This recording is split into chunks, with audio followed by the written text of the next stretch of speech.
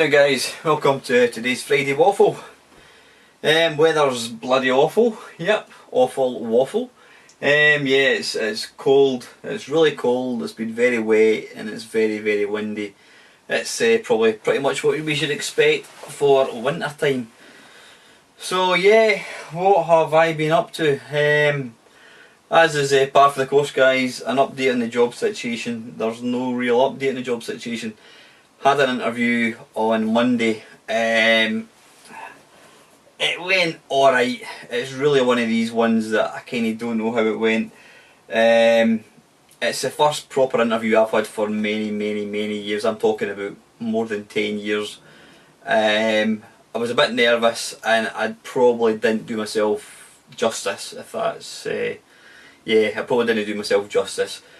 I've not heard back yet. They told me I was going to hear back by the end of this week. It's now, I don't know what time it is, it's about 2:30 on Friday, so I think it's highly unlikely that I'm going to get the job. The money's a wee bit less than I was getting and it's a lot further travelling, so I'm not overly bothered if I didn't get it. On the other side of the coin, the company that I'm with, that I'm currently serving my notice with, they contacted me on Monday and asked me through for a chat. Now what they've put to me is there's a person currently doing the job which I applied for who are off long-term sick. Now they've said to me, look, there's no guarantees of anything, but they've asked me if I would like to basically do their job for the next 2 months, until which time I get made redundant. They said if it comes to, I think it's the 4th of March is my last day when I'll be working. If it gets to the 4th of March and the person is still off sick, they've been off sick apparently since July, and what they said to me was unless their health was to dramatically improve, you know, they think it's pretty unlikely they're going to come back to work, but because of the old legal implications they can't make me any promises. So what they've said to me is, look, why don't you give this job a try for 2 months? What have you got to lose? Bit of experience, he says. You may not like it. If it gets to the 4th of March and the person hasn't returned to work, then they may look at sort of extending my redundancy period, maybe for another month type thing. And if it got to the point that this person wasn't going to come back to work, then it could be I got the job full time. So it's, you know what, it's nothing concrete. If I got this other job, the one I had an interview for, I would obviously take it, but still work my notice in this other position. With any luck, something might come of that. So yeah, it's just, everything's still up in the air, guys. I was really hoping that I would, at this point in time, I mean this whole thing started on the bloody 9th of October, and here we are, we're about a week for Christmas and I still don't know where I stand on the job side of things. But anyway, yeah, it's a bit boring. It's a bit boring talking about it, to be honest. But just need to wait and see, guys. I'm still firing off CVs and that kind of stuff. It's all through agencies and that sort of thing. So yeah, that is that. Now, I don't have any notes at all for this waffle. So I'm just going to shoot from the hip, as I say. Excuse me a wee second. I gave my daughter this for her lunch. Well, she had food as well, but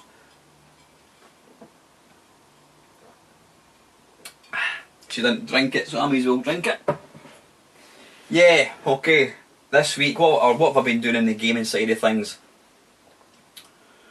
I can't say I've been playing anything. Nope, I've not been playing anything at all.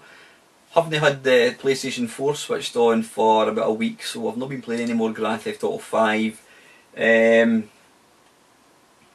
No, have I been playing the Mamemeister at all? Nah, this week's been a really relatively game-free week. Saying that, we had our monthly retro computer club. Now, what did I take? I took along the Virtual Boy. Yeah, I took along the Virtual Boy with some games. But one of the guys, an early Christmas present he got himself, or his girlfriend, or his wife I should say, got him this Christmas present. It's the Oculus Rift. Now, Ian very kindly brought it along to the club, and colour me impressed. That's all I can say. I've never ever tried an Oculus Rift until last week, or this week I should say. It's an impressive bit of kit, it seriously is. I mean, if I'm honest, the 3D effect is no better than the Google Cardboard, but obviously the headset itself is professionally made, and there's obviously going to be a lot of software coming out for it. The headset itself, I mean, it's still apparently still in kind of beta, it's still kind of developer stage, the Oculus Rift. So I mean, it's not, although anybody can buy one, you know, everything is still kind of beta stage, so you need to bear that in mind if you're ever buying one. Now what was it I tried? The first thing Ian put on for me was, it's like a kind of a house, you're basically wandering about this house with a fire and that kind of stuff. Now you use the mouse for that. Now, I mean, the effect is incredible, it really is, you know, you're completely immersive, you're in there, you're in the place, with the headphones on obviously as well, which makes it pretty incredible. What I did find though, using the mouse, because you're obviously turning quick using the mouse, I mean you can turn your head like so and it'll obviously turn to face wherever you're looking. The mouse, it gave me quite a bit of motion sickness. I mean I played it for maybe, I don't know, 5 minutes, even if that, and I must admit I came away feeling a bit nauseous in my stomach. I certainly couldn't have used it for any great deal of time. But then what else did he put on? He let me see Elite Frontier. Not Front, what's it called? Elite. Oh, pardon me, that was a excuse me. Yeah, what was it? Elite Dangerous, is that what it's called? I think it is. It's a new Elite basically. And it's phenomenal. I mean, it seriously is. You're sitting in, I mean, you literally are, you're sitting in the cockpit. You know, you've obviously got the whole big screen in front of you. You turn your head to the left and up pops this computer with all the data and that kind of stuff on it. You turn your head to the right, you've got the data. You control it using the Xbox 360 controller. You're moving that, and if you look down you can see your virtual hand sort of go like that, moving the joystick. It's incredible. I mean, you really do feel like you're in a spaceship. I found it quite difficult to play. I mean, I had a shot of docking it, which takes a bit of getting used to. And then, of course, once you, not like the old Elite where you flew through into the docking thing and then it just went whoosh, and then you're suddenly, that was you in the space station. This thing, you actually got to fly in. Once you fly through into the space station, it then tells you what docking port thing what to go to. So it's an experience actually just flying in the sort of space station itself. Utterly incredible. I mean, it really did blow my mind. It really is fantastic. You know, when you see like this gigantic asteroid just excuse me, passing by and like on the left hand side, it's like being in Star Wars. It seriously is, it's that good. So yeah, absolutely impressed with that. But the thing that really blew my mind, big style, there's a thing called, I don't know what it's called, but it's basically somebody has written this 1980s arcade in Oculus Rift. Wow. Unbelievable. Seriously unbelievable. You put this headset on and it starts off, you're looking at the carpet, it's got a proper 1980s arcade carpet, you know, with a pattern on it. And you've just got this line of arcade machines. And yeah, I mean, I can't emphasise how realistic this thing is. You're there. So you're in this arcade, you're wandering about, they've got all these 1980s posters like Jaws and Indiana Jones and Alien, they're all on the wall, and you know, you're walking about and you're looking up, and the closer you get to them, obviously the closer they become. It's staggering. That was certainly the most impressive thing that I saw in it. Then round the edges of this arcade, you've got like a Super Nintendo. Oh, in fact, what I completely forgot to tell you is you can play all the games. So I was playing Pac-Man, and you're using a controller to the 360 controller to control Pac-Man, and when you look down, there's this joystick, and the bloody joystick's moving about, and it's right in front of your eyes. It's incredible.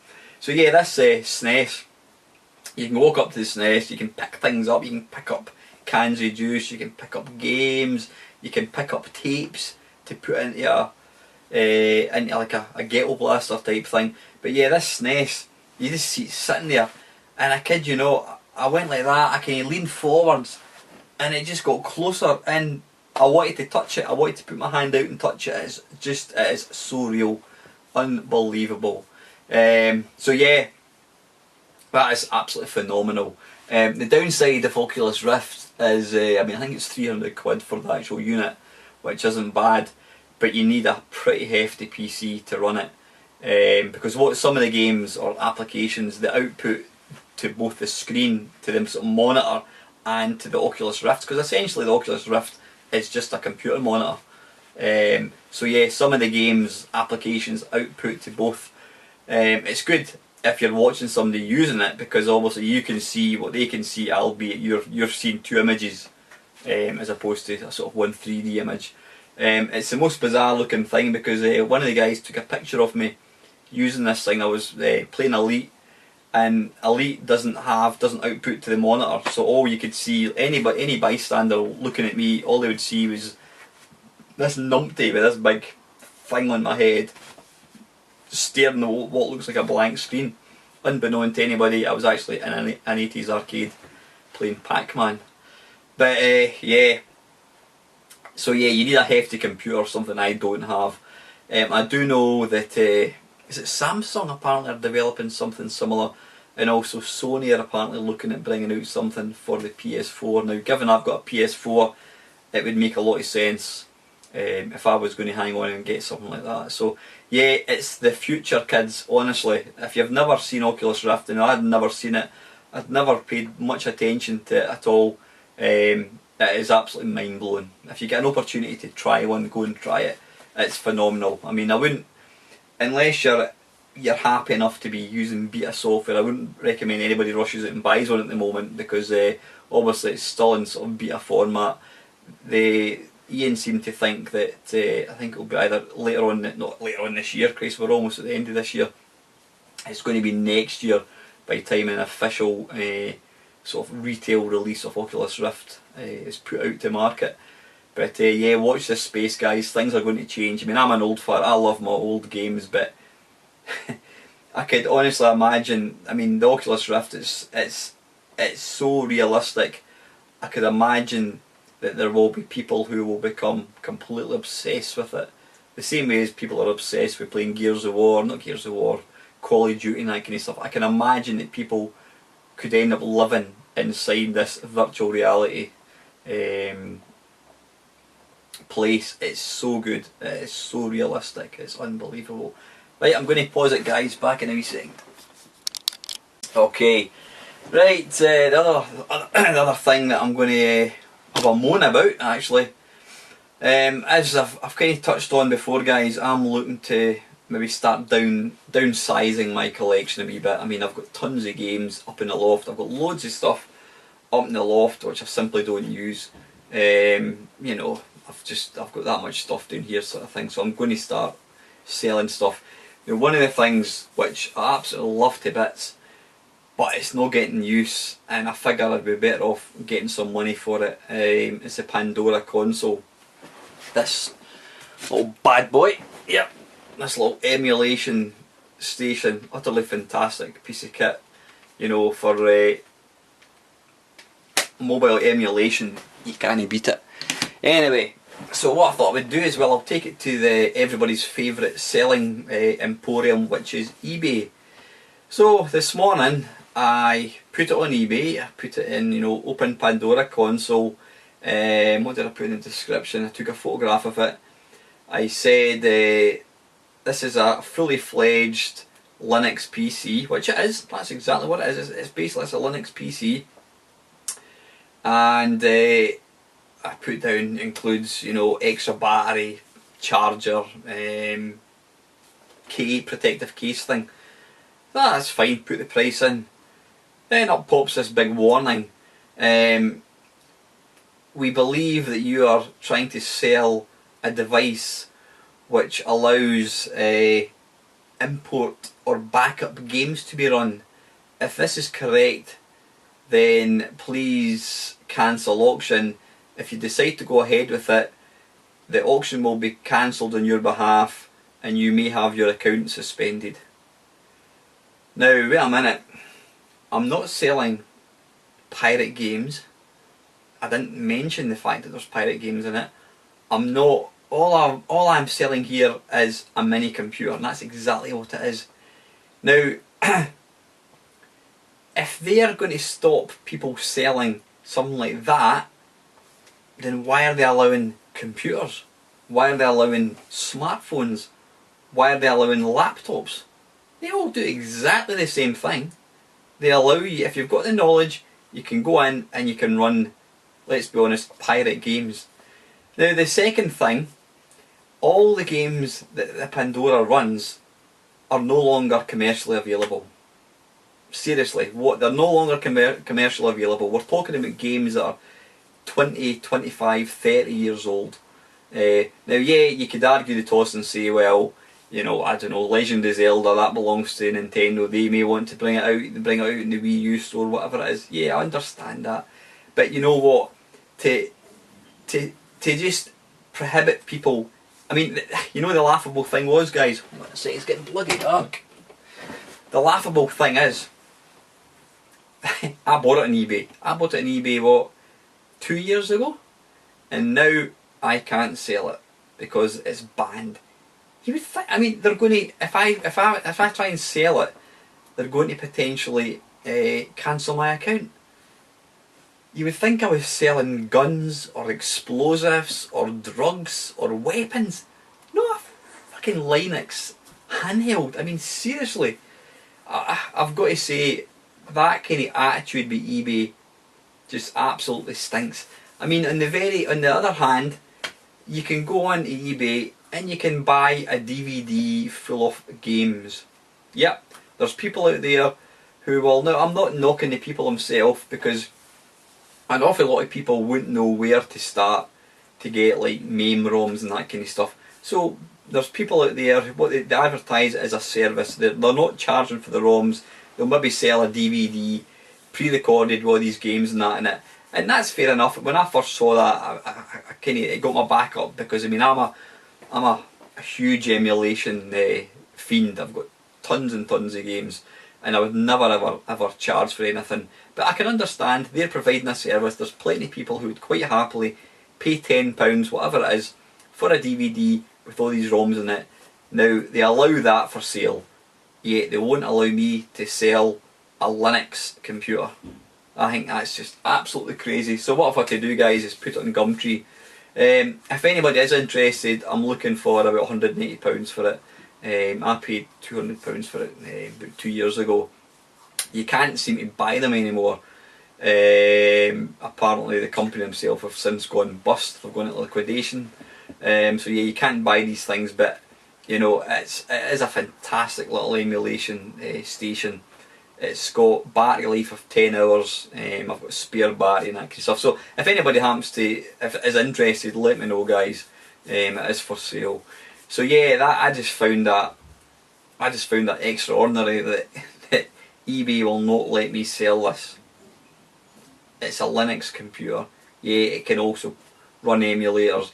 Smartphones can run emulators. Any PC can run emulators. I mean, it just seems like complete double standards to me. So, yeah, back into. Okay, just another thing, a strange thing I noticed yesterday. I was putting together, what do you call it, that was the year that was 1981. Yeah, 1981 I think it is, I'm up to now. And got to say, the further on I'm going, you know, the more up to date we're coming with years. There's just more and more and more video games coming out. I mean, this one, I think I've got something like 22 to 25 games. It's taken me forever to actually make these.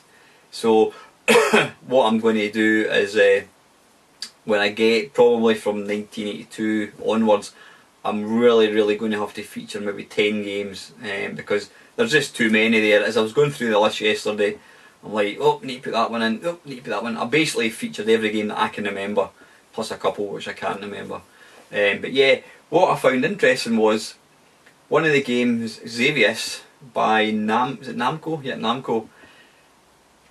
I put all the games together, uploaded it onto YouTube, and up popped this third party content acknowledgement thing message. So when I clicked on it, it said this part of your video contains third party content, and what it was Xavius. Where I had videoed me playing Xavius, it was saying that there's third party content, and it came up Namco, I believe Bandai. So I thought to myself, it must be the music that's been picked up. So I re-uploaded it, that video just with Xavius, with no sound. It was just the image and me talking. And lo and behold, it still comes up with the fact that it's licensed to Namco and Bandai.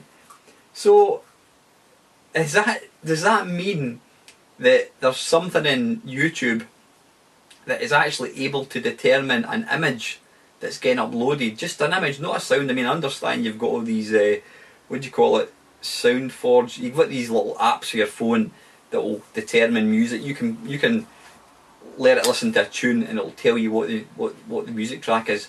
But I've never ever heard of something that can just pick up images in a video.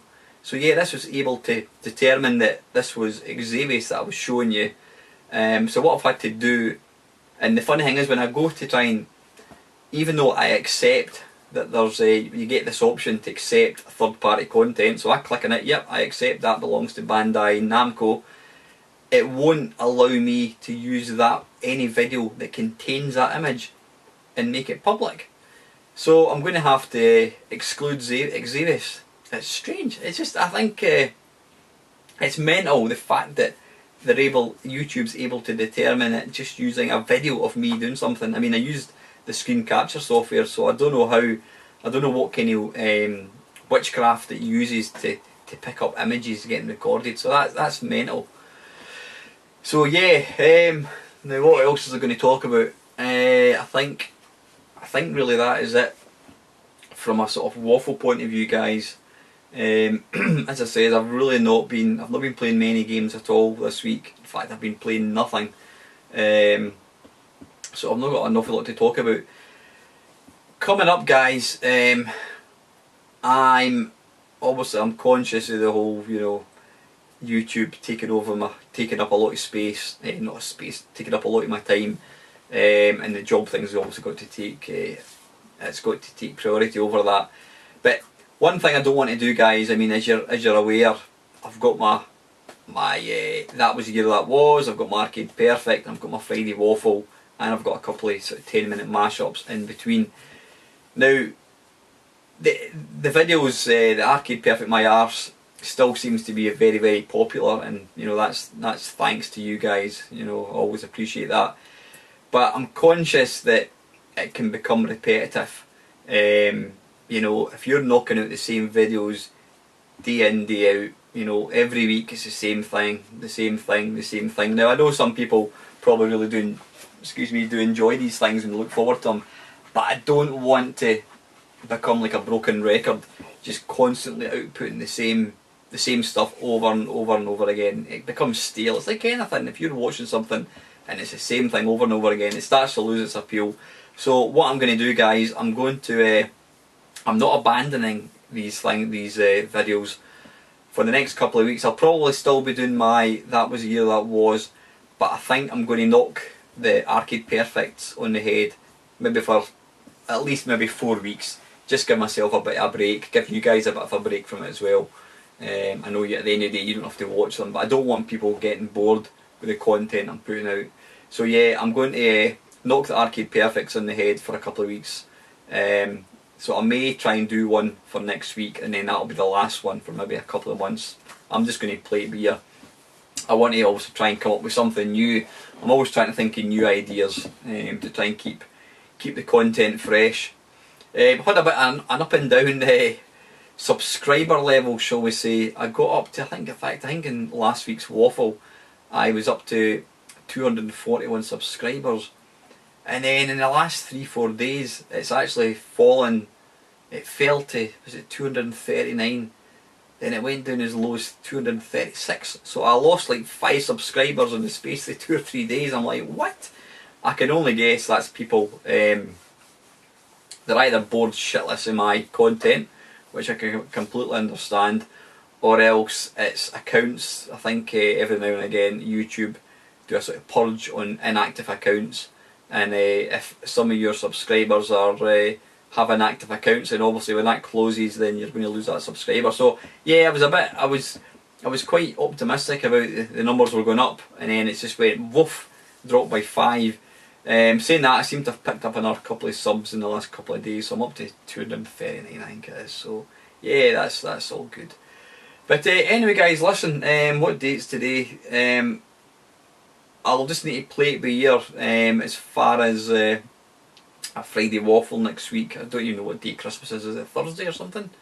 Yeah, it's unlikely I'm going to get a Friday Waffle done on Boxing Day, if that's when it falls. I'm not too sure exactly, but this will be the last time in front of the camera, possibly until next year. Just need to wait and see, guys. But as usual, guys, I hope you enjoyed watching this video. It's been a bit of a drab waffle, it has to be said.